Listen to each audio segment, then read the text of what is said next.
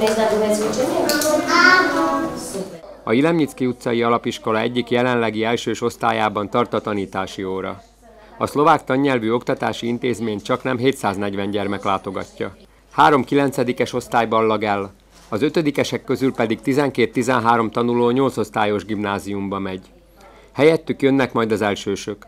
A számuk a tavalyi évhez képest emelkedett.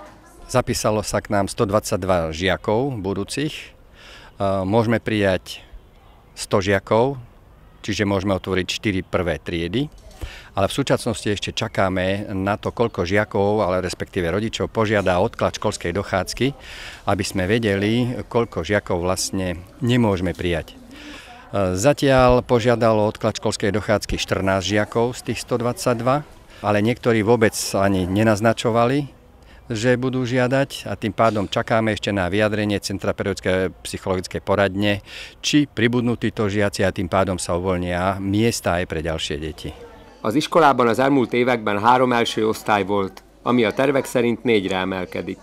Oficiálne ešte na papieri to nemáme, ale sme boli zisťovať a bolo nám povedané, sľúbené, že v prípade, keď máme zabezpečené aj priestorové, aj personálne podmienky, takže nám výjdu v ústrety. A másik szlovák tanítási nyelvű alapiskolában, a Smetana Ligetiben a 2024-25-ös tanévben 3 első osztályjal számolnak. Od 1. septembra sa naši prváci budú učiť podľa nového vzdelávacieho programu. Edukačný proces bude tak viac kreatívny, živý a konkrétny.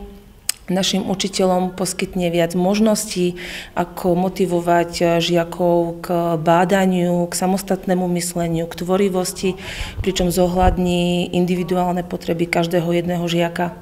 V prvom ročníku už tradične poskytujeme vyučovanie anglického jazyka, 2 hodiny telesnej výchovy sme ešte obohatili o 1 výchovu pohybovej výchovy, v rámci ktorej spolupracujeme s programom Tréneri v škole.